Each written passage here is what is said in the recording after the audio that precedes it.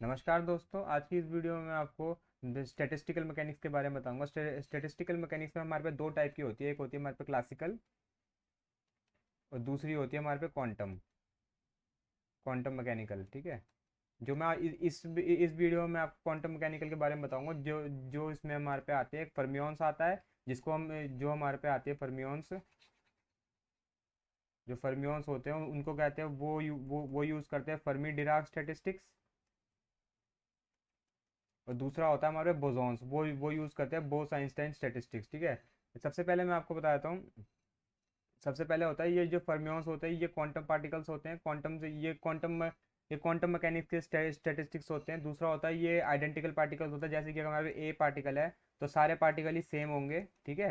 ए। ठीक है। There will say ये हर समय थर्मल थर्मल इक्विलिब्रियम में होते हैं। और जो ये फर्मियोन्स वो पार्टिकल होते हैं जो होते हैं हाफ, जिनका इंटीग्रल स्पिन होता है हाफ, जैसे कि 1/2, 3/2, 5/2। ठीक है। उसके बाद होते हैं ये होते हैं एंटी सिमेट्रिकल वेव फंक्शन होता है इसका। ये आप क्वांटम मैकेनिक्स में पढ़ेंगे वेव फंक्शन के बारे में। और ये होता है, ये हमारे पे पाउली एग्जीक्यूशन प्रिंसिपल फॉलो करते हैं। पाउली एग्जीक्यूशन प्रिंसिपल क्या बोलता है कि हमारे पे एक एक साथ हमारे पे दो पार्टिकल नहीं आ सकते। मतलब कि जैसे कि हम G = 2 टाइम S+1, अगर हमारे पे समझ लीजिए S = हाफ है, तो ये आ जाएगा G = 2 × 1/2 + 1 = 2 तो मतलब एक बार में एक एनर्जी स्टेट में हमारे पे दो पार्टिकल आ सकते हैं, एक अप एक डाउन। ठीक है। ये बोलता है मैं पाउली एग्जीक्यूशन प्रिंसिपल। इसके बाद मैं आपको इसका फॉर्मूला बताता हूँ, जो इसकी थर्मोडाइनमिक प्रोबेबिलिटी का फॉर्मूला क्या होता है।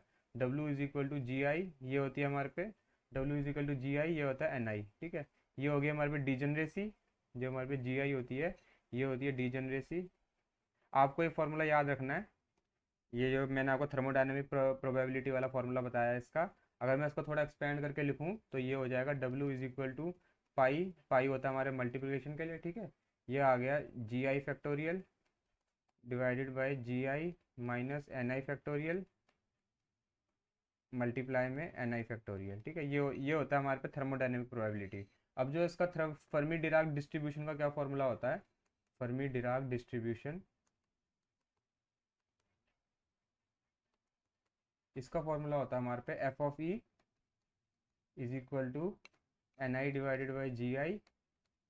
विच is equal to 1/A e⁻⁴β E+1। ठीक है। ये होता है हमारे पे बीटा की आपको पता ही है, बीटा = 1/(KT) होता है। ठीक है। और ए होता है e⁻⁻⁴ e⁻⁻⁴ नहीं, e⁻+α होता है ए, सॉरी। और अगर हमारे पे for A is much much greater than 1, then Fermi Dirac act as a Maxwell Boltzmann. ये चीज़ आपको याद रखनी है। जब हमारे पे अगर हमारे पे ए की वैल्यू अगर बहुत ज़्यादा बड़ी हो जाए 1 से, तो मैक्सवेल बोल्ट्जमैन की तरह एक्ट करने लग जाता है, फर्मी डिराक गैस जो होती है। ठीक है। इसके बाद मैं आपको एक और चीज़ बता देता हूँ, एक मैं आपको। और जो इसमें टोटल नंबर ऑफ पार्टिकल्स क्या होते हैं इसमें हमारे पे, ये जितने भी फॉर्मूले बता रहा हूँ ये आप किसी कॉपी में लिख लीजिए, क्योंकि ये एग्जाम पॉइंट ऑफ व्यू से बहुत ज़रूरी है। इसके ऊपर बहुत सारे क्वेश्चन आते हैं। मैं जो नेक्स्ट वीडियोस बनाऊंगा उसमें मैं आपको क्वेश्चन सॉल्व भी करके बता दूंगा। ये होगा GE/DE divided by A e⁻βE+1। ठीक है। ये होता है हमारे पे टोटल नंबर ऑफ पार्टिकल। चलो मैं एक एग्जांपल लेके बताया था, इसमें आपको समझ लीजिए हमारे पे दो पार्टिकल हैं N = 2 और हमारे पे 3 स्टेट्स हैं। ठीक है। मतलब G = 3, तो दो पार्टिकल है 3 स्टेट हैं, तो हम इसको फर्मी डिराक में कैसे आएगा ये, 1 2 3 स्टेट आ गई, दो पार्टिकल है। या तो ये ऐसे ऐसे एक दो पार्टिकल एक साथ नहीं आ सकते। ठीक है।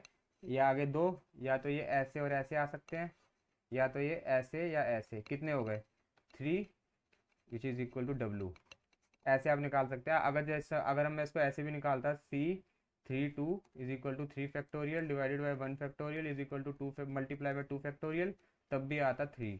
तो जो इसकी थर्मोडाइनमिक प्रोबेबिलिटी हो जाएगी वो हो जाएगी 3। आप अगर कोई हमारे पे 2 3 4 तक है तो आप डायग्राम बना के भी निकाल सकते हैं। अगर हमारे पे बड़ी वैल्यू है तो उसको आपको ऐसे करके निकालना पड़ेगा। ठीक है। इसके बाद मैं आपको नेक्स्ट बताता हूँ, जो आ गया हमारे बोसॉन्स। ये फॉलो करते हैं बोस आइंस्टाइन स्टैटिस्टिक्स। ठीक है। Bose Einstein statistics. ये भी सेम ही होते हैं उसकी तरह, लेकिन इसमें कुछ प्रॉपर्टीज इसकी अलग होती है। ये भी हमारे पे क्वांटम सिस्टम से होते हैं, और इसमें भी पार्टिकल आइडेंटिकल और इनडिस्टिंग्विशेबल होते हैं, लेकिन जो इसमें वेव फंक्शन होता है वो इसमें सिमेट्रिकल होता है, और जो इसमें इंटीग्रल होता है, पार्टिकल होते हैं, वो इंटीग्रल स्पिन के होते हैं, या तो 0 1 2 3। जो इसका आपको एग्जांपल दे दूं, या तो फोटोन ले लीजिए, फोटोन इसका एग्जांपल हो जाएगा, और इस ये फर्मी डिराक में आप इलेक्ट्रॉन ले सकते हैं, इलेक्ट्रॉन, प्रोटॉन, ठीक है, जिसका इंटीग्रल स्पिन होते हैं हमारे पे हाफ इंटीग्रल स्पिन, ठीक है। That does not follow Pauli execution principle, ये PAULI है, पाउली एग्जीक्यूशन प्रिंसिपल। ये पाउली एग्जीक्यूशन प्रिंसिपल नहीं फॉलो करते, मतलब एक स्टेट में कितने भी पार्टिकल आ सकते हैं। समझ लीजिएगा अगर हमारे पे 5 पार्टिकल्स हैं, तो ये 5 के 5 ही एक एनर्जी स्टेट पे आ सकते हैं, ये क्योंकि ये पाउली एग्जीक्यूशन प्रिंसिपल नहीं फॉलो करते, ठीक है। अब जो इसका फॉर्मूला होता है वो क्या होता है, वो आपको लिखवा देता हूँ मैं।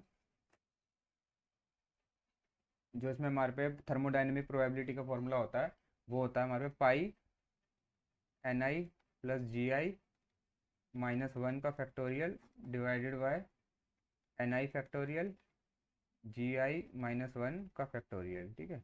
या फिर अगर आप उसको सिंपल टर्म्स में लिखना हो तो ये आ जाएगा NI/CG-1 GI-1, ये आ जाएगा हमारे पे सिंपल टर्म्स में, ठीक है। और जो इसका हमारे पे FE हो जाएगा, इसमें हमारे पे वो हो जाएगा 1/A e⁻β⁡, ठीक है। और जो इसमें हमारे पे नंबर ऑफ पार्टिकल्स वो हो जाएंगे हमारे पे 1/A e⁻β⁡, ठीक है, GE DE, ठीक है। आपको एक चीज़ याद रखनी है, मैं आपको ये बता देता हूँ। जैसे कि अगर हमारे पे 1/A e⁻β+X ले लीजिए, ठीक है।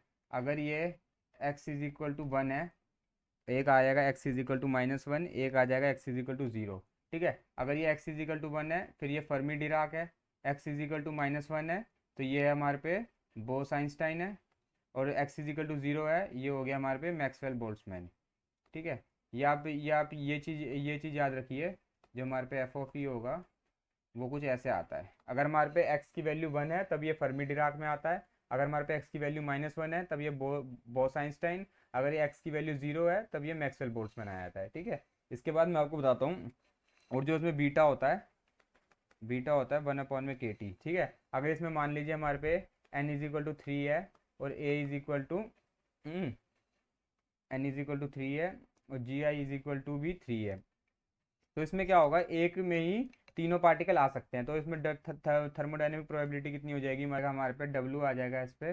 3+3-1 डिवाइडेड बाय 3 फैक्टोरियल मल्टीप्लाई में 2 फैक्टोरियल, क्योंकि GI-1 है, 3+3 ये आ गया 5 factorial divided by 3 factorial multiply में 2 फैक्टोरियल, ये आ जाएगा हमारे पे 4 इंटू 5 डिवाइडेड बाय 2, ये आ जाएगा 2, ये आ जाएगा 10, तो ये इसमें W आ गया हमारे पे 10। इसमें क्या हो सकता है कि हमारे पे एक पार्टिकल हमारे पे, मतलब इसमें तीनों भी आ सकते हैं। जैसे कि अगर मैं आपको इसका थोड़ा सा बना के दिखाऊं, क्योंकि बहुत ज़्यादा बड़ा बनेगा, तो मैं इसको ऐसे थोड़ा बना के बताता हूँ। जैसे एक समझ लीजिए तीनों पार्टिकल एक में आ गए, फिर दूसरे में तीनों पार्टिकल यहाँ आ गए, तीसरे में तीनों पार्टिकल यहाँ आ गए, ठीक है। फिर चौथे में क्या होगा, एक पार्टिकल यहाँ, दो पार्टिकल यहाँ, एक पार्टिकल यहाँ, दो पार्टिकल यहाँ, फिर क्या होगा, एक पार्टिकल यहाँ, दो पार्टिकल यहाँ, एक पार्टिकल यहाँ, दो पार्टिकल यहाँ, ऐसे ऐसे आप बना सकते हैं। ये और आगे चले जाएगा, फिर आ जाएगा एक पार्टिकल यहाँ, दो पार्टिकल यहाँ, एक पार्टिकल यहाँ, दो पार्टिकल यहाँ, ये कितनी होगी, 1 2 3 4 5 6 7 8 9, एक और आएगी, कि एक और आएगी इसमें, हाँ, तीनों पार्टिकल एक एक स्टेट में, तो ये हो गई W=10। ऐसे आप निकाल सकते हैं। ये मैंने आपको दो इसके बारे में बता दिए, जो इसके फॉर्मूलेज हैं वो भी मैंने आपको बता दिया। फर्मी डिराक फर्मियंस ये यूज़ करते हैं हमारे फर्मी डिराक स्टेटिस्टिक्स, और जो ये बोसॉन्स होते हैं ये यूज़ करते हैं हमारे पे बोस आइंस्टाइन स्टेटिस्टिक्स, ठीक है। और जो इसके फॉर्मूले बता दिए मैंने आपको, ये फॉर्मूला बहुत इंपॉर्टेंट होता है अगर आपको क्वेश्चंस निकालने हैं, जो पेपर में क्वेश्चंस आएंगे वो इसके ऊपर बहुत इंपॉर्टेंट क्वेश्चन आएंगे। GI-CNI, ठीक है, जो इसका ये वाला फॉर्मूला है, ठीक है। और जो फर्मी डिराक डिस्ट्रीब्यूशन का ये वाला फॉर्मूला, और उसके बाद ये जो आ गई, जो मैंने आपको एक एग्जांपल दिया, इसके बाद मैं कुछ वीडियोस बनाऊंगा, उसमें मैं आपको ये जो प्रीवियस ईयर क्वेश्चन आ गए हैं वो सॉल्व करके बताऊंगा, ठीक है।